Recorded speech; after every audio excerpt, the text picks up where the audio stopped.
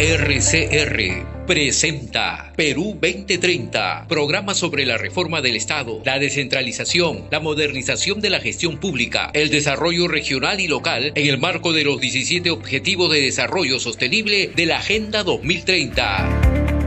Información, entrevistas, análisis y debates. Llevamos 7 años debatiendo los problemas del país y sus posibles soluciones. Perú 2030, con la dirección y conducción de Franz Portugal.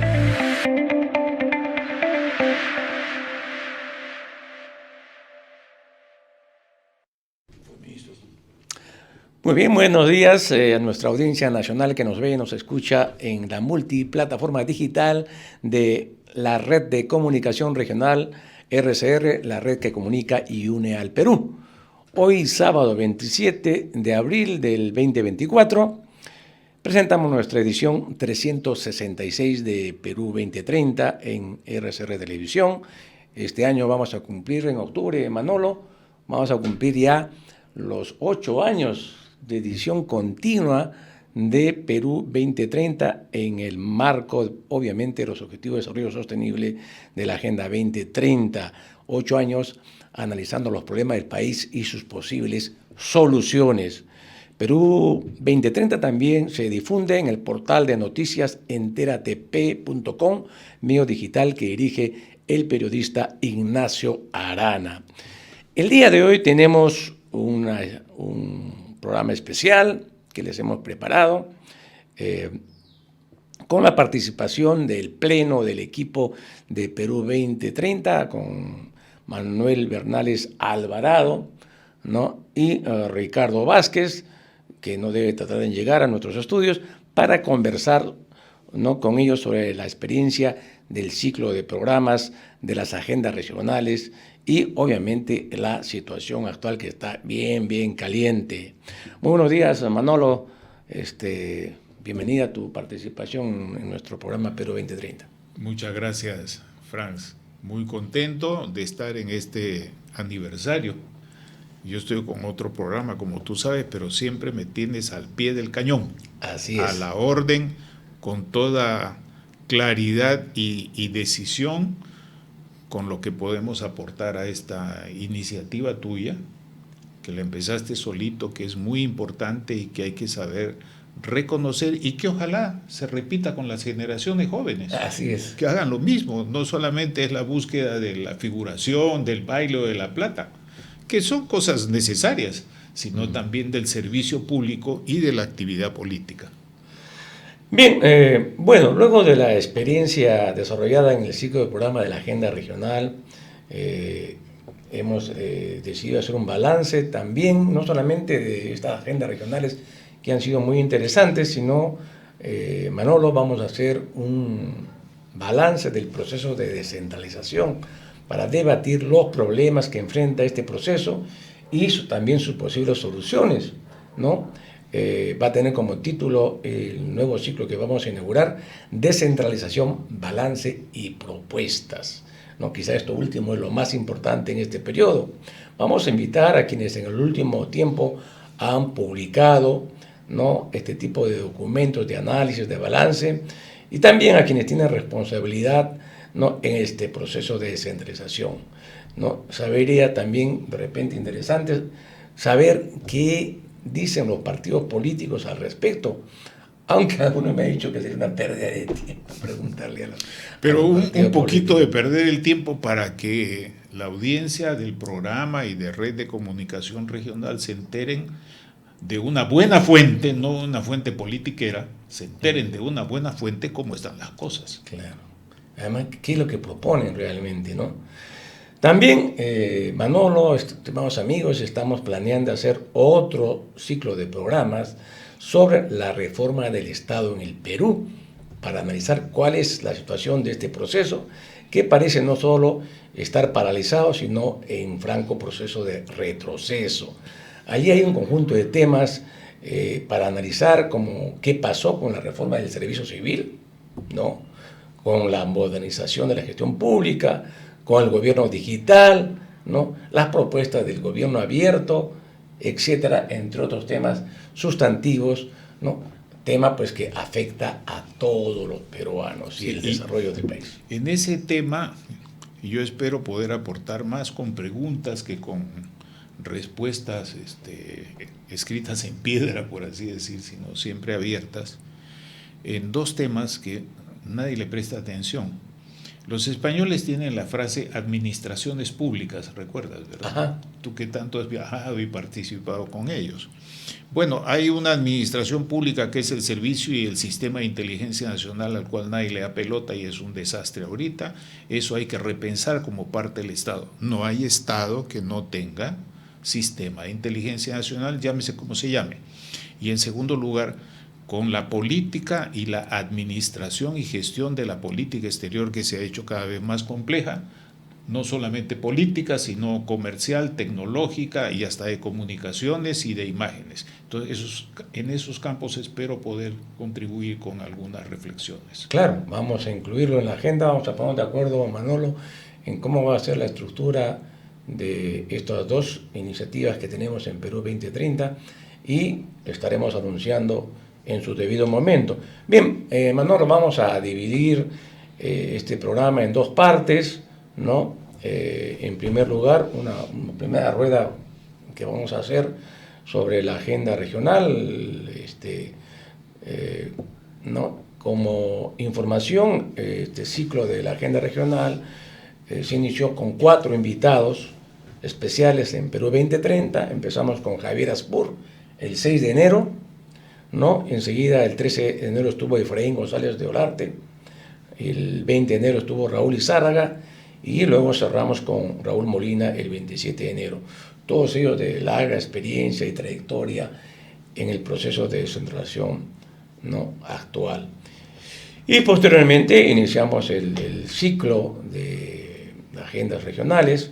Empezamos el sábado 3 de febrero con Martín Soto, ¿no?, sobre la agenda regional de Ique, Huancavelica, y hemos terminado el 20 de abril con Javier Flores de Arequipa, un total de 10 programas sobre la agenda regional: Ica, Puno, Lambayeque, Moquegua, Tacna, Loreto, La Libertad, Cusco, Madre de Dios y Arequipa. Al principio me parecía bien difícil hacer esto, Manolo, lo confieso, pero poco a poco se fue, ¿no?, generando una dinámica que nos ha permitido hacer esta cantidad de programas donde hay información bien relevante y sobre todo qué dice la gente en cada región, mejor dicho, en cada departamento, sobre lo que se puede hacer en su territorio, ¿no? Pero antes de empezar, Manolo, a conversar en nuestra mesa central, hoy tenemos las novedades que nos trae el número 165 del Seminario Político Digital Apuntes a Lápiz, que dirige Julio Failoc desde la heroica ciudad de Tacna. El título de portada de este número es El Congreso Desbocado. Llevan al país al despeñadero, para referirse al rol negativo que está jugando el Parlamento con las normas que está aprobando. Trae además interesantes artículos de análisis político. Bien, vayamos, Manolo, a la primera parte del programa, ¿no? Nosotros habíamos señalado, Manolo, en el eje de los programas de las agendas regionales, que una agenda regional es el conjunto de propuestas que tienen como objetivo lograr una mejora del ingreso y las condiciones de vida de la gente que vive en un determinado territorio, precisando que las políticas de desarrollo territorial no es la simple aplicación de políticas nacionales en los territorios, ya que se requiere las propuestas y estrategias que sean elaborados por la propia gente de los departamentos, ¿no? Porque al final una agenda regional constituye la base para un programa de gobierno regional, ¿no? Esta conversación sobre la agenda regional con líderes representativos de los departamentos mostró, en primer lugar, Manolo, el tema de las desigualdades territoriales. Esto se evidenció claramente en la participación de cada uno de los invitados, ¿no? Pero también se vio el gran potencial que tiene cada departamento y los graves problemas que limitan, ¿no?, estas posibilidades, ¿no? También un aspecto que podríamos comentarlo, Manolo, es cómo articular las demandas ciudadanas, ¿no?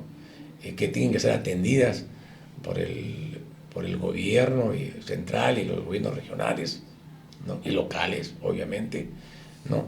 Y lo que son más estrategias de desarrollo productivo, cómo amarrar esas dos agendas para tener una agenda regional que exprese efectivamente, ¿no? Lo que cada departamento necesita para su desarrollo. Esa es una primera constatación general, Manolo, y por eso que en las agendas le preguntamos a nuestros invitados, en primer lugar, si tenían alguna propuesta sobre el potencial de desarrollo, ¿no? De su región y qué eran lo que estaba trabando este desarrollo, después que, obviamente, qué demandas tenía la población y cómo articular esto, y cuál es la capacidad de los agentes, ¿no? Del capital humano, como dicen algunos, para llevar a cabo estas tareas. Y también ahí había graves problemas de articulación, organización, para que la sociedad pueda tener un rol importante de participación en el gobierno y en las políticas públicas, ¿no? Eso fueron, aparte de otros temas, obviamente, ¿no? Referido a los problemas en materia ambiental, que es otro también tema importantísimo en cada uno de los departamentos. Hasta ahí, Manolo, la primera impresión, y te dejo la palabra. Excelente. En primer lugar, yo quiero subrayar desde mi propia experiencia contigo, con Otoniel y otras personas antes, muy valiosas todas ellas, lo difícil que es hacer esto. No es una cuestión de llamar por teléfono y sentarse a conversar. Se preparan y es una cosa muy importante que sepan los amigos. Él, a diferencia de otros, entre los cuales me excluyo, siempre trae su documentación bien escrita y ahí van a salir no solamente un libro, sino puede salir una enciclopedia. Puntualmente te doy algunas sugerencias en el orden de lo que pueden ser soluciones. Primero, esas diferencias que llaman territoriales son diferencias de sociedad, de sociedad, cultura, y no solamente del territorio geográficamente hablando. Entonces, ahí, ¿qué se necesita? Se necesita un enfoque en el cual los movimientos regionales, sean partidos, organizaciones no gubernamentales, organizaciones de pobladores, la gente cree que la sociedad civil son las ONGs son una de las tantas, ¿no? Claro. Nada más. Bueno, Es un actor más. Así es. No. Entonces, lo importante es que en departamentos afines haya una acción conjunta en tres cosas. Una, en mejorar su gasto, porque tienen recursos que no se emplean suficientemente, ¿verdad? Eso ya es una evidencia. Segundo, en seleccionar pocos planes, pero estratégicos y fundamentales, que no tienen que ser gigantescas inversiones, sino aquellas cosas que resuelven los problemas de frío, de calor, de lluvia, de salud, de educación que tienen las personas que viven en distritos. Se dice territorios, pero eso es una generalización útil, pero no es precisa. Son distritos y centros poblados donde vive mucha gente. Un ejemplo, en este tipo de cosas deben juntarse Tumbes, Piura, Amazonas y Loreto, pero no para todas las cosas, sino para las que van a estar determinadas por la proyección de las interoceánicas que vienen por el acuerdo mundial entre Brasil y China, en el cual también está el Perú. Una cosa parecida tiene que ser Cusco, Apurímac, Madre de Dios y Puno, también por el factor internacional y por la afinidad de temas. Todos estos departamentos tienen un porcentaje, 100% o 30% de Amazonía, y el resto van hasta los 4.000 metros en la producción. Entonces hay que diferenciar las recomendaciones, la forma de ejecución en temas de mejora del gasto, selección de proyectos, ejecución de proyectos y su planificación, no debemos esperar que vengan solo del gobierno nacional, porque ese plan es un ente del tercer nivel que no forma un sistema nacional de planificación. Entonces, como se hizo en los años 50 y 60, los departamentos, cada uno ponía su platita, de las juntas de obras públicas y de las corporaciones que existían, y una oficina regional de planificación la tomaba para invertir en lo que acabo de decir. Y eso se puede hacer, pero insisto que las soluciones no pueden ser iguales para todo el país, sino por tipo de territorio, como dicen algunos, dices tú, lo subraya yo, tipo de departamentos que conforman varios departamentos, una macrorregión. Claro. Soluciones interregionales. Así es, interdepartamentales, prefiero decir, ¿no? Pero diferentes. Otra cosa va a ser para Arequipa, Moquegua y Tacna. ¿Y por qué no? Si tienen una palanca gigantesca ahí con los proyectos de inversión minera, más los de agricultura. Pero no solamente la gran agricultura de exportación, que está muy bien eso, sino la agricultura de los que viven en los centros poblados, en los distritos y en las provincias, donde está la gente que produce la alimentación que comemos, que comen ellos y que comemos. La agricultura familiar.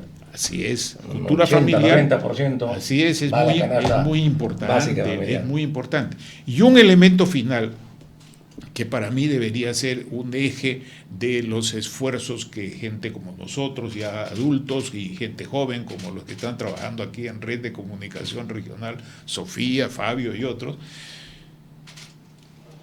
buscar realizar programas de educación de excelencia. Yo estoy harto de ver esas propagandas de educación intercultural, bilingüe. Mira, aterricemos. Un porcentaje de la educación es el lenguaje, porque es cohesión, es patrimonio. Entonces, en su propio idioma, obviamente. Pero ¿cuál es la lengua común del Perú? El español. No es ni el aymara ni el quechua, entonces un buen español, que hoy día se tiene un grave déficit de buen español hasta en las universidades, que me perdonen lo que estoy diciendo, pero las pruebas abundan y tú que revisas tesis lo sabes mejor que yo. Tercero, ¿cuál es el idioma internacional importante para la economía, la política, la tecnología y lo demás? ¿El japonés? ¿El rumano? No, es el inglés. Los chinos hablan inglés, la India habla inglés, Indonesia habla inglés, Egipto habla también inglés. Entonces, una educación de excelencia que tenga el lenguaje, los idiomas necesarios para que las personas sean competentes y ciudadanos a plenitud de su provincia, de su departamento, del Perú y del mundo. Ahí me quiero quedar. Claro. Y no solamente el inglés ahora, sino también el chino. Así es, pero el inglés sigue siendo algo así como el latín, aunque ahora antigua. El chino comienza a tomar un rol importante porque China pues está en un ritmo de expansión mundial. Pero te diré una cosa, que tengo varios amigos y amigas, y adultos también, que están enseñando tanto en Estados Unidos, algunos son estadounidenses y enseñan en Estados Unidos y en China, en universidades. Y lo que ellos me han contado es que el aprendizaje del inglés viene desde el medio rural, para que la gente pueda entrar en los mecanismos de apropiación. Claro. Y además el inglés tiene un vocabulario, digamos decir, un alfabeto que es diferente al alfabeto chino, en fin, hay una serie de facilidades en ese sentido, como el latín lo fue para la creación no solamente de las lenguas romances, sino también están en el inglés, también está en el alemán. La gente olvida la presencia de los romanos en Alemania, que fue en la Alemania de hoy, que fue muy importante. Claro. Ahora bien, y el lenguaje científico, perdón. Claro. Y ahora, Manolo, un problema que vimos en las entrevistas que tuvimos con la gente de cada uno de los departamentos que participó en las propuestas de agenda regional, era esa débil articulación entre el sector público y el sector privado. ¿No? Parece que cada uno va por cuerdas diferentes y obviamente esto va a afectar las inversiones, va a afectar el desarrollo productivo, ¿no?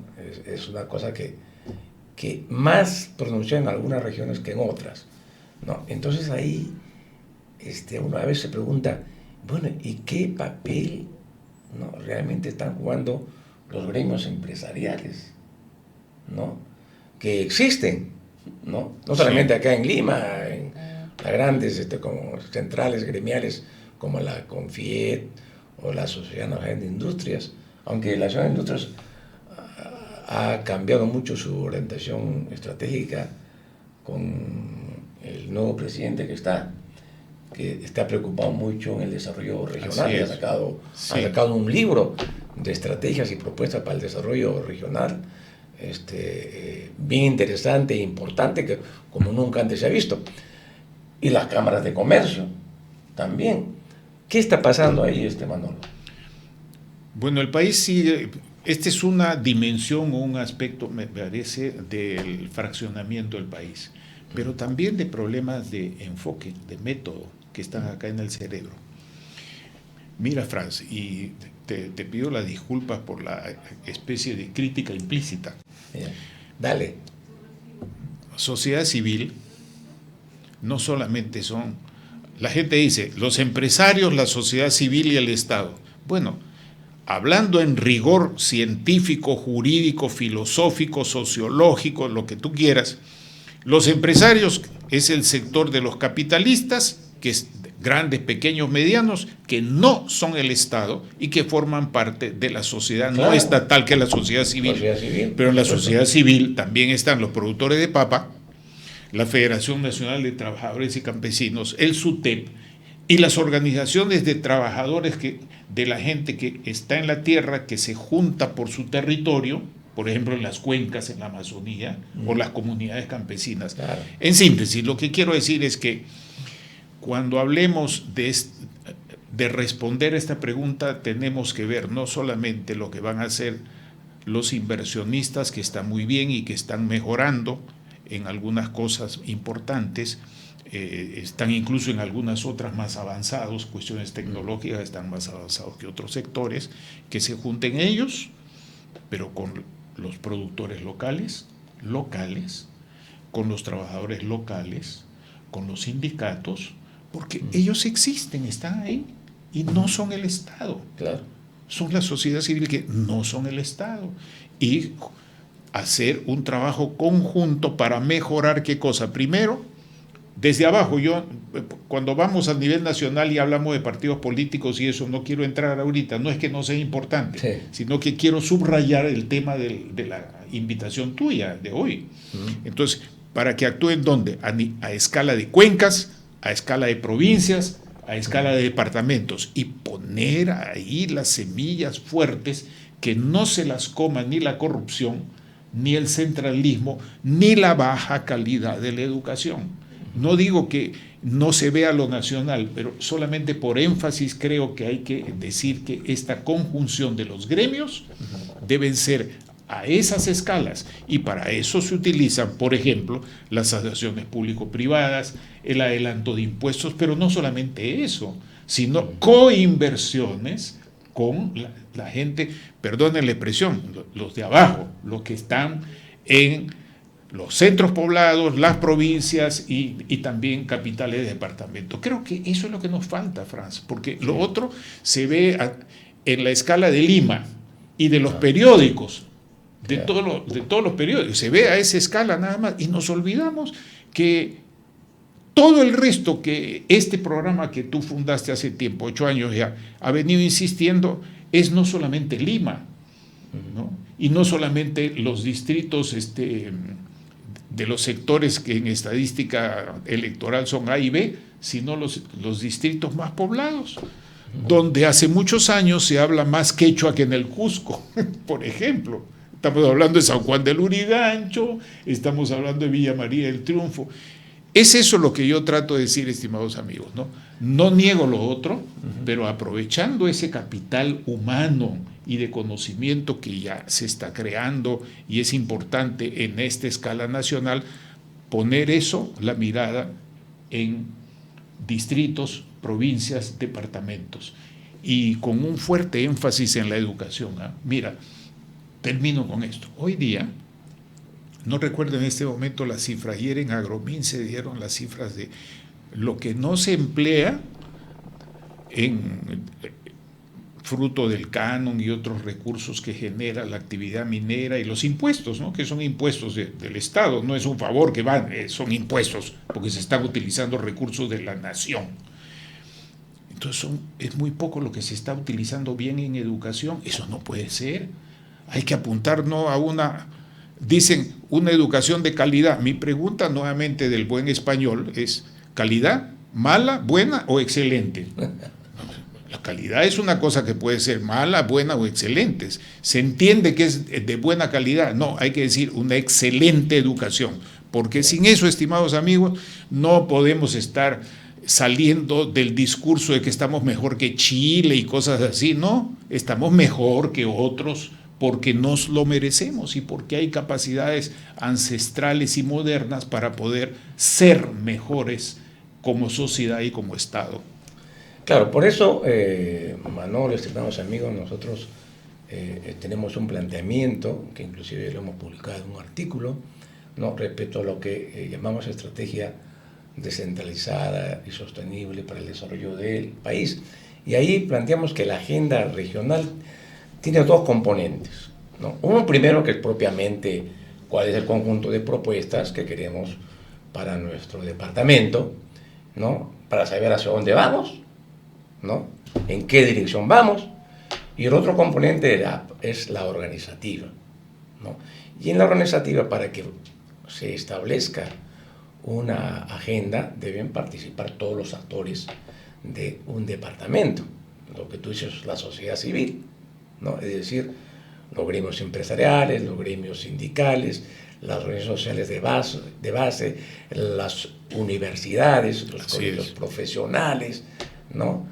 Todos ellos deben, ¿no?, juntarse en un gran evento, ¿no?, que se puede convocar por iniciativa de ellos mismos, ¿no?, donde cada sector haga sus propuestas, ¿no? Y todo eso se reúne, ¿no?, en un documento a la cual se comprometen todos, porque son sus propuestas, obviamente, ¿no? Se van a identificar porque son suyas y van a defender eso porque son suyas. Y eso debe ser el marco estratégico para que los partidos, el gobierno regional y todos se sujeten a eso, ¿no? Y lo que nosotros... Y que además la propia organización no sea solamente de un día que se reúnen para decir acá está, sino que se permanezca en el tiempo para hacer una función de vigilancia, ¿no?, a las propuestas que ellos han formulado ante el gobierno regional, ¿no es cierto?, y nacional, para que eso sea lo que se ejecute. Eso es lo que hemos denominado, ¿no?, agenda regional y una estrategia para el desarrollo sostenible y descentralizado del país. Sin eso es imposible, ¿no es cierto?, que un departamento se desarrolle. Y eso además tiene otro componente, un componente que tiene y uno que me parece que le falta. El que tiene es que si se hace eso con un sentido progresivo, por supuesto, porque nada es de un día para otro, pero con decisión y con ser pertinaces, permanentes, insistentes en eso, el que se hace eso, si se hace eso, es una vacuna contra el individualismo, contra los dueños del partido. Exacto, contra los va a tener líderes. Impacto en los partidos. Así es, obviamente. Y el otro aspecto que le falta a eso, me parece que es lo que yo insisto en los últimos tiempos, últimos 2 años, la dimensión de visión de Estado y geopolítica. Por ejemplo, la agenda de Puno, o la de cualquiera, la de Tumbes tampoco, o la de Iquitos, no la puede ver solamente en términos así como lo que estamos hablando, sino también respondiendo a la pregunta: ¿y qué decidimos hacer acá que fortalezca nuestro Estado, que fortalezca el Estado peruano, la continuidad del Estado peruano, de sus intereses y sus objetivos? Esa es la dimensión que hay que incorporar, porque eso no sale únicamente del asunto local, porque vivimos en un mundo con intereses geopolíticos que nos determinan, así de simple. Y también ya se encuentra con nosotros, ¿no?, Ricardo Vázquez. Buenos días, Ricardo, gracias por tu participación. Muy buenos días, Franz, a ti, a Manolo y a todos los seguidores de este programa. Gracias. Bien, en la primera parte del programa hemos tocado pues un breve análisis de lo que fue la experiencia que hemos desarrollado sobre la agenda regional con los invitados que tuvimos, ¿no? Hicimos un comentario, ¿no? Y ahora vamos a pasar al segundo bloque, ¿no? Ya va a ver el tema de la crisis política tal como lo habíamos anunciado. Ricardo, te damos la palabra para que hagas tu comentario breve del tema de la agenda regional y luego empezamos pues con el segundo bloque. Adelante, Ricardo. Muchas gracias, muchas gracias. En la agenda regional hay una percepción de que el impulso del Poder Ejecutivo, el impulso gubernamental a la inversión pública está paralizado. Hay diversas mediciones que implican una clara identificación de esta disminución del impulso de inversión pública que jala a la inversión privada. Pero además hay dos mediciones de empresas de riesgo internacional, Standard & Poor's es una de ellas, una de las más importantes, que señalan claramente dos problemas de parte del Estado peruano en la situación actual. Primero, la paralización de este impulso justamente de inversión y en segundo lugar, la inestabilidad política que genera la duda del inversionista a poder aportar, a poder invertir a largo plazo. Y cuando hablamos de largo plazo estamos hablando de inversión fundamentalmente minera. Los proyectos que están en este terreno paralizados y que tienen que ver con la idea de cómo se generan condiciones económicas de largo plazo, 5 años hacia adelante.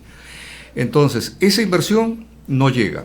Esa inversión tiene un elemento político fundamental atrás de ello, el nivel de estabilidad que se dé a la situación nacional. Mientras tanto, en lo que se llama o se pretende llamar la política nacional, tenemos una suerte de juego de escondidas entre fiscales, entre congresistas y ahora entre miembros del Tribunal Constitucional que han generado una situación de confusión respecto a qué pasará, ya no en el mediano o largo plazo, qué pasará en el corto plazo. Entonces, eso nos crea una orientación que fortalece lo que dicen estas medidores de riesgo. Aquí hay la necesidad de resolver el problema de estabilidad política que pueda permitir un marco de inversión y un marco de tranquilidad para generar este interés de parte de los actores económicos y financieros que van a traer aquí esos capitales. Bien, vamos entonces entrando a los temas políticos. Ha hecho el puente Ricardo, ¿no? Bueno, en realidad cada semana hay un conjunto de temas que se van alimentando, ¿no? Y van dando cuenta de lo que llamamos la famosa coyuntura política, ¿no? Tenemos el tema de Patricia Benavides, está en el eje de la tormenta. Está el tema de la democracia en el Perú, con el Latinbarómetro que hace poco se presentó. Está el tema de la cortada de cabeza de varios funcionarios del Estado. Está Boluarte y Oscorima. O sea, ahí no creo que tengamos todo el tiempo para ver todos los temas, pero en todo lo que alcance el tiempo lo veremos. Empecemos con el tema de Patricia Benavides, ¿no? Yo voy a hacer un pequeño resumen de la situación y luego viene el comentario de Manolo y luego de Ricardo. Primero de Ricardo. Primero de Ricardo y luego, ¿no? Cerramos el tema y pasamos al siguiente tema, ¿no? Primero, el tema de Patricia Benavides está asignado por, ¿no?, el pronunciamiento del Tribunal Constitucional que resuelve suspender la medida cautelar apartando nuevamente a Aldo Vargas e Inés Tello justo en el momento que la Junta de Nacional de Justicia se iba a pronunciar por destituir a la fiscal Patricia Benavides, ¿no? Y también, simultáneamente, la Fiscalía ha pedido, ¿no?, el impedimento de salida del país de Patricia Benavides. También Paralelamente se realizó el famoso megaoperativo Valquiria 11, que produjo 7 detenciones, 21 allanamientos, ¿no? A propósito de las investigaciones que se hace a la fiscal de la Nación, Benavides. Entre los detenidos están sus 2 asesores de ella, ¿no? Está la empresaria González, el abogado Castillo, su abogado, el capitán de la Policía Nacional Rodríguez, todos acusados de negociar con Benavides favores a los miembros de la organización criminal, los cuellos blancos del puerto. También se hizo pública los supuestos actos de corrupción, ¿no?, en adquisiciones en el Ministerio Público, que complica más la situación de Patricia Benavides, ¿no? El Juzgado Supremo de Investigación Preparatoria de la Corte Suprema, ¿no?, también se pronunció ratificando que la fiscal suprema de Investigación Preparatoria, ¿no?, Delia Espinosa, posee legitimidad para investigar a la exfiscal de la Nación, Patricia Benavides, así como los congresistas y otros funcionarios. Ese es, en resumen, lo que pasó en la semana respecto a Patricia Benavides. Bien, Ricardo Vázquez. Bueno, ha salido una sarta de, sin ninguna ofensa, de resoluciones del Tribunal Constitucional que han creado más confusión sobre esta materia y que han implicado expresamente una incursión en el terreno de un proceso abierto ante el Poder Judicial. Esto ha sabido no solo a una injuria jurídica, sino que además inestabiliza más un proceso que es ya bastante complicado para poder generar estabilidad en el marco actual. Tenemos una Junta Nacional de Justicia que pretende seguir cumpliendo actividades constitucionales. Tenemos a una Corte Suprema, un Poder Judicial que procesa diversas acciones de garantías, incluyendo medidas cautelares sobre esta materia. Tenemos un Tribunal Constitucional que incursiona contra estas decisiones del Poder Judicial, las suspende, modifica, etcétera. Tenemos acusaciones en el Congreso de diverso orden y todo esto sazonado con cantidades de intervenciones, de rotura de puertas, etcétera. Ese no es el panorama de la política que dirige un país. Ese es un panorama de confusión que no creo que genere que genere condiciones positivas a una posibilidad de estabilización. Al contrario. Y en este panorama tenemos, por ejemplo, una OMPE que no puede ser evaluada, la ratificación del jefe de la OMPE o la convocatoria de una nueva jefatura no puede ser evaluada por un JNJ que no esté en funciones.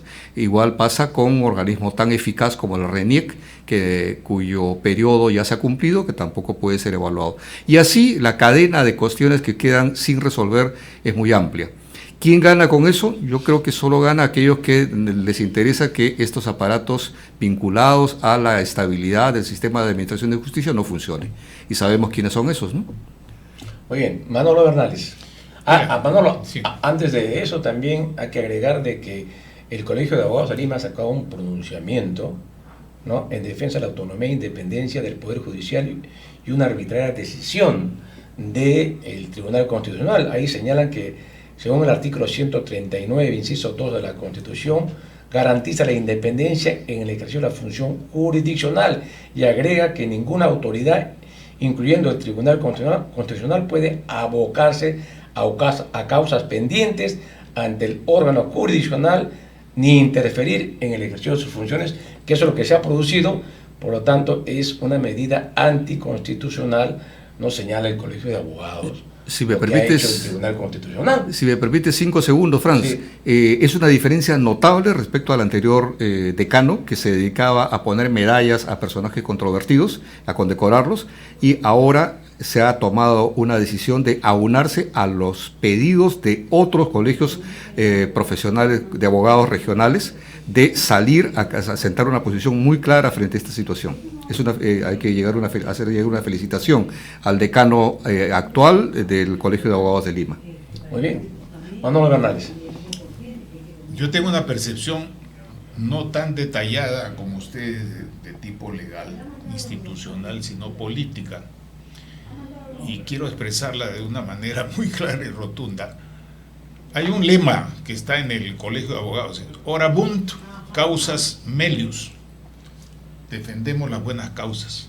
Bueno, hoy día eso está muy lejos, por angas y por mangas, arriba y abajo, al costado derecho, a la diestra y a la siniestra. Eso está, en mi perspectiva, está muy lejos.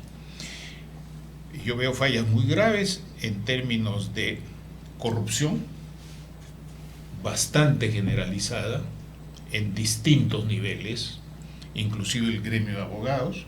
No solamente es Lima, es Loreto, ya sabemos dónde están los colegios de abogados y los gremios de abogados. Segundo, un bajísimo nivel profesional.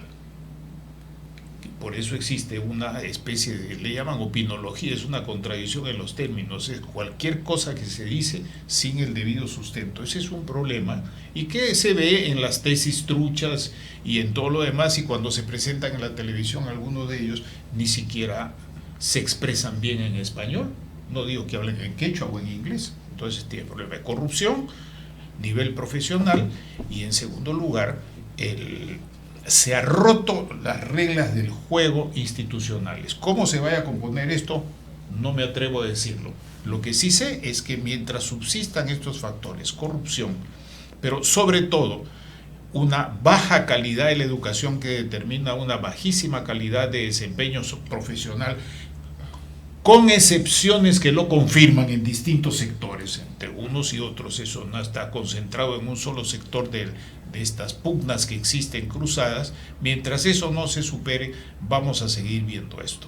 Infelizmente es así, y mientras tanto va a haber la división en el país entre los grandes conjuntos técnicos profesionales de los grandes estudios de abogados y aquellos que se mueven en otros niveles. No quiero decir que entre los grandes o en los pequeños haya una diferencia en términos de corrupción, porque también hay muchos grandes que han estado incluidos en temas de corrupción, como es evidente. Lo que pasa es que hay tantas noticias a la semana que lo que ha sido noticia hace varios meses o años ya la gente se ha olvidado.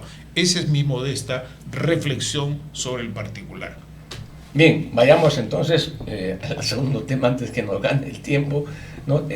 Bueno, esta semana también se presentó el informe del Latinbarómetro, fue presentado en el Instituto de Estudios Peruanos, que muestra el poco apoyo a la democracia en el Perú, ¿no? Solo 53% cree que es democrático el país. Se ha bajado, o ha subido, mejor dicho.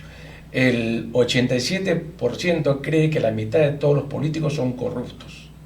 El 80% piensa que la situación económica empeoró, y el 40% expresó su intención de abandonar el país, ¿no? Pero no nos extraña este informe del Latinbarómetro, porque ya había salido el informe del Índice de la Democracia 2024 de Economist, esta publicación inglesa, ¿no? En donde por segundo año consecutivo se considera que nuestro país es un régimen híbrido, ¿no? Y llaman híbrido pues a un régimen que tiene características democráticas y de autoritarismo simultáneamente, ¿no? O sea, pero además de eso, también acaban de salir el informe de Amnistía Internacional y del Departamento de Estados Unidos sobre la situación de los derechos humanos en el Perú, ¿no? Que evidencian que el país ha retrocedido respecto a estos principios, ¿no? Ha sido grave pues el informe del Departamento de Estados Unidos, pues no es la caballada pues, la que está pronunciando, como dicen de todos los medios y políticos, pues es nada más que el gobierno de Estados Unidos, ¿no? Que señala que a pesar de las investigaciones abiertas por la Fiscalía General sobre la violencia que fueron reprimidas las protestas sociales hasta el 12 de octubre, las autoridades no han publicado ningún hallazgo importante. O sea, la impunidad está siendo denunciado por el Departamento de Estado de Estados Unidos. Y finalmente salió pues también este informe de BTI, del Bertelsmann Transformation Index, que mide la calidad de la democracia y gobernanza en el mundo, que publicó este año 2024 su informe, que califica al Perú como una democracia altamente defectuosa. O sea, estimados amigos, ¿no? Entidades importantes, medios importantes, ¿no? Se han pronunciado sobre los graves problemas de la democracia, ¿no? En el Perú, ¿no? Y también pues su impacto en la economía nuestra, ya como señalaba Ricardo, ¿no? Standard Poor's y Fitch Rating, que son calificadores de riesgo, han considerado que la inestabilidad política que este gobierno y el Parlamento provocan están generando graves problemas, ¿no? En la calidad crediticia peruana. Esto como información, y vamos con las opiniones, primero de Ricardo, luego de Manolo Bernales. Adelante, Ricardo. Bueno, Franz, Manolo, el problema es que estos factores de estabilidad, etcétera, lo que hacen es desorganizar y destruir, dañar y afectar una viabilidad de país a futuro.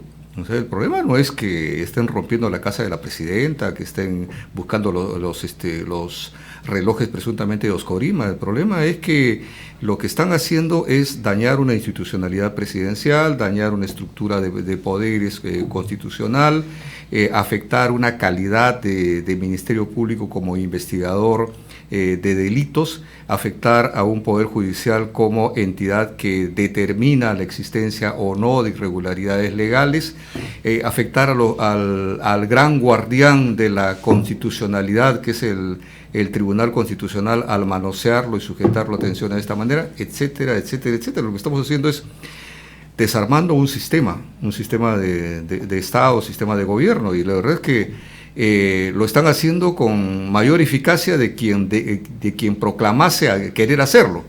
Y esto no va a tener una solución, salvo hasta que lleguemos a un nuevo ciclo de bolsillos llenos, en el cual los commodities aumenten de precio y en consecuencia tengamos dinero para nuevamente dilapidar y todo el mundo se olvide de los problemas. Pero estos problemas estructurales, dirigidos por una inexistente clase política, una clase política que tiene estas condiciones, formada por pequeños grupos de inversores que son los partidos políticos actuales. Sí.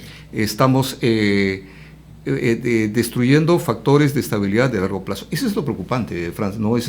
Tal vez no es el problema de la cantidad de datos que con acierto das, pero que significan una coyuntura revuelta, pero no que no dejan ver la afectación a largo plazo como estructura nacional. El impacto que tiene eso en la democracia. Manolo, adelante. Todavía falta por ver otros informes. El de IDEA, me parece, que dirige el amigo costarricense Kevin Casas, con sede en Suecia. También el informe de desarrollo humano sobre gobernanza y otros. Falta ver todavía que dice, digamos, otros actores importantes, otros jugadores importantes a escala internacional. Yo quiero nuevamente, coincidiendo con estos elementos, expresarme en otros términos. Esto representa nuevamente dos factores graves: la carencia de una dirigencia por la corrupción y por la deseducación. El Perú vive un proceso de deseducación hace 35 o 40 años, eso no podemos olvidar, ¿no? Eso es un asunto muy grave, con excepciones que confirman la regla. Vamos a curarnos en salud. ¿Eso qué significa? Que los elementos básicos de un Estado como organización política están siendo horadados. No tenemos una administración del territorio del Estado, el territorio nacional. Eso es, las fronteras están perforadas y no hay, se dice no hay Estado, dicen no, sí hay Estado, lo que pasa es que sirve a otros intereses, no es que no hay Estado, lo hay, pero funciona para otra cosa. Segundo, falta de cohesión nacional. Si un Estado, una sociedad no tiene cohesión, está perdida, va a estar a merced de los poderes fuertes dentro del país y del extranjero, ya vengan de Brasil, de China, de Estados Unidos, de la Unión Europea o de Tailandia, por así decir, ¿ya? En tercer lugar, el Perú en esto no tiene un proyecto nacional y nosotros tenemos que más bien trabajar para desde las bases impulsar a que tengamos un proyecto nacional. No, el Perú no tiene ni cohesión ni control de territorio, una desinstitucionalización muy grave y la carencia de una estrategia de un proyecto nacional que, por ejemplo, se evidencia en el asunto de la inversión de Chancay, que es una inversión en la cual ahora todo el mundo la convierte para lo que quiere, es buena para tal cosa, es buena para tal otra, hay que inventar esto, vamos a hacer otra cosa. La primera respuesta a que yo vi al tema de la seguridad, que alguien lo planteó, es que no sé si de la presidencia o del Ministerio del Interior dijeron que iba a haber una comisaría. Entonces, con eso se dan cuenta ustedes de cómo estamos. Esa es mi manera de ver las cosas, que es un poco más política, menos jurídica que la que ustedes han planteado muy bien y que me parece es coincidente, ¿no? Muy bien. Vayamos a otro tema, y ya creo que es el último tema que vamos a poder tocar porque ya estamos al borde de... Así que vamos a hacer brevemente el comentario. Yo quería decirlo porque de todas maneras es importante, porque esta semana, ¿no?, el gobierno ha comenzado a cortar cabezas. Empezó con Jaime Colchado, ¿no?, lo sacó de la tibia, le siguió Rudecindo Vega, nuestra solidaridad con Rudecindo Vega, que también participa en RCR, ¿no?, y además conocemos su larga trayectoria profesional, ¿no?, y se ha sacado también al procurador Soria, Daniel Soria, de la Procuraduría, y ha terminado con la eliminación de Carlos Oliva del Consejo Fiscal. Qué increíble lo que ha pasado esta semana. Bien, ese es el tema. Adelante, ya le pido, Ricardo y Manolo, un minuto porque ya estamos al cierre. Un minuto de silencio. Mejor. Sí, porque parece que eso merecen. Hay gente muy capaz que ha tenido que dejar el cargo. Rudecindo es uno de ellos. Pero lo que hay dos factores que quisiera resaltar. Uno, la incidentalidad de los reemplazos.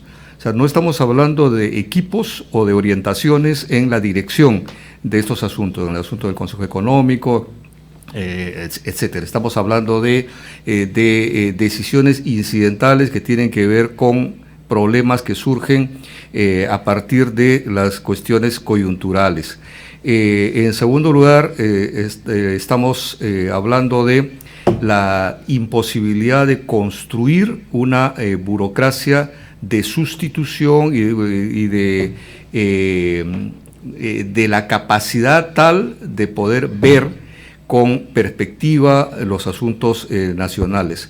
Estamos hablando de sustituciones en el momento, de sustituciones por otras piezas igualmente movibles. Eso evidencia el desgobierno que estamos de manera absoluta, ¿no? Bien, Manolo, y cerramos. Adelante, Manolo. La interpretación que muchos tienen es que todo esto es para llegar libres de culpa, o sea, de sanción más bien. Al 2026. Al 2026. Bueno, si quiere llegar al 2026, uno puede decir, bueno, mejor llegar que no llegar, ¿verdad? Eso es cuestión opinable, ¿cierto? Es cuestión absolutamente opinable. Bueno, empieza... Estos funcionarios que han sido mencionados, a los cuales conocemos, respetamos, y yo aprecio a algunos de ellos, no son pues ministros. Ajá. Y los ministros están pintados. Hay ministros y ministras que salen en el TVP, en CNN, en Canal N y otros, para repetir cositas del día. Si usted no tiene para un periodo tan corto, cuesta arriba, para poder sacar siquiera algunas cosas que den mejores ingresos fiscales para manejarlo mejor, tiene que tener mejores ministros, pues es así de simple, ¿no? Mejores capacidades. Y un tema básico que no está siendo afrontado, que yo creo que tendrá que verlo Rómulo mucho y su equipo ahí, es el tema de la energía. No es solamente minería, no es solo minería, es un tema de energía que está relacionado a ambiente y a otros sectores en los cuales parece que no hay ministros. Bien, amigos, gracias Ricardo, gracias Manolo por su participación en Perú 2030. Nos despedimos, amigos.